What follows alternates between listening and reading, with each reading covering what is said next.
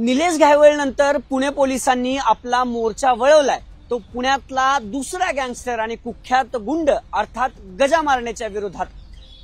घायवळ नंतर आता पुणे पोलिसांनी मारणे गँगच्या मुसक्या आवळायला सुरुवात केली आणि त्याच पार्श्वभूमीवर पुणे पोलिसांनी काल रात्री निलेश घायवळचा उजवा हात आणि मारणे गँगचा शार्प शूटर असलेल्या सुनील बनसोडे याला बेड्या ठोकल्यात। सुनील बनसोडे हा नेमका कोण आहे तर याला गुंड गजा मारण्याचा उजवा हात आणि मारणे टोळीचा शार्प शूटर म्हणून ओळखलं जातं।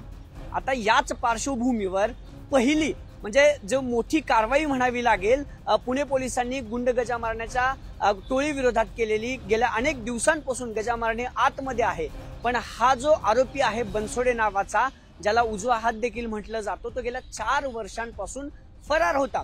पुणे पोलिसांच्या हातावर तुरी देत 4 वर्षापासून हा आरोपी नगर असेल किंवा महाराष्ट्रातल्या इतर जिल्ह्यात पळून जायचा, पण 15 ते 16 गुन्हे ज्या आरोपीवर दाखल होते तो आरोपी अजूनही पोलिसांच्या ताब्यात नव्हता।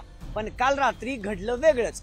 बनसोडे हा वारजेत आला असल्याची टीप वारजे पोलिसांना मिळाली आणि फिल्म स्टाईलनं ज्या प्रकारे रुपेश मारणेला काही दिवसांपूर्वी पकडलं होतं त्यानंतर आता या बनसोडेला फिल्डिंग लावत वारजे पोलिसांनी बेड्या ठोकल्यात आणि आज सकाळी त्याला कोथरूड पोलीस स्टेशनच्या हवाली करण्यात आले।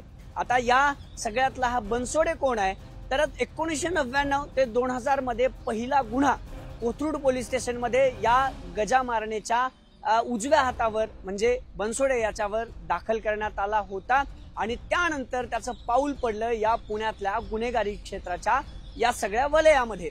पहिला गुन्हा किरकोळ मारहाणीचा 1999 ते 2000 मध्ये कोथरूड पोलीस स्टेशन मध्ये या सुनील बनसोडेवर दाखल झाला आणि तिथून सुरुवात झाली याच्या गुन्हेगारी क्षेत्राचं जे सगळं वलय निर्माण झालं ते इथूनच।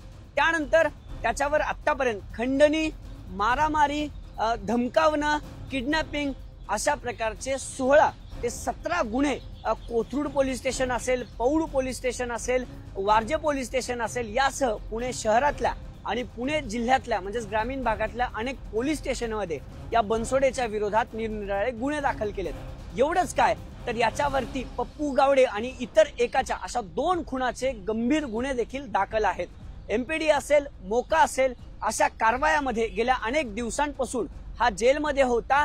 जेलमधून आल्यानंतर अनेक गुन्हे करायला त्याने सुरुवात केली। एवढंच नाही तर तळोजा जेलमधून गजा मारण्याची सुटका ज्यावेळेस झाली होती त्यावेळेस याच गजा मारण्यानं मोठी मिरवणूक आणि तामझाम करत पुणे गाठलं होतं आणि त्यावेळी या गजा मारण्याच्या टोळीचा सगळा जो त्या रॅलीचं सगळे जे नियोजन केलं होतं त्यात देखील हा सुनील बनसोडे होता आणि त्या केसमध्ये देखील या सुनील बनसोडेला गुन्हेगार ठरवण्यात आलं होतं, त्याच्यावरती गुन्हा दाखल करण्यात आला होता। तर इतक्या मोठ्या गुन्हेगारीचं पार्श्वभूमी असलेला हा नेमका कोण आहे तर हा मूळचा कोथरूडचाच राहणारा गजा मारणे टोळीत यांनी प्रवेश केला। तो 1999-2000 मध्ये पहिला गुन्हा दाखल झाल्यानंतर आणि तिथून या गजा मारण्याच्या प्रत्येक गुन्ह्यात याचा तेवढाच वाटा आहे। वलय गुन्हेगारी क्षेत्रातलं त्याचं वाढत गेलं आणि त्याचं नाव पुढे जाऊन गजा मारण्याचा उजवा हात आणि मारणे टोळीचा शार्प शूटर म्हणून याला ओळखायला लागले। त्यानंतर अनेक गुन्हे दाखल झाले, एमपीडीए मोका त्याच्यावर लावण्यात आला, पण त्यानंतर तो 4 वर्षापूर्वी म्हणजे 2021 मध्ये फरार झाला आणि त्यानंतर हा मोस्ट वॉन्टेड गजा मारणे टोळीचा शार्प शूटर सापडला तो कालच्या मध्यरात्री पुण्यातल्या वारजे पोलीस स्टेशनच्या हद्दीत। हा सगळा प्रकार जो आहे तो खूप मोठा जो यश मानलं जातंय। पोलीस अधिकाऱ्यांनी सांगितलं की अनेक गुन्हे याच्यावरती दाखल होते, खुनाचे गुन्हे दाखल होते, त्यामुळं हा म्हणजे एमपीडी आणि मोकासारखे गुन्हे दाखल असून सुद्धा तो फरार होता आणि काल अखेर याला पकडण्यात पोलिसांना यश आलेलं पाहायला मिळतंय।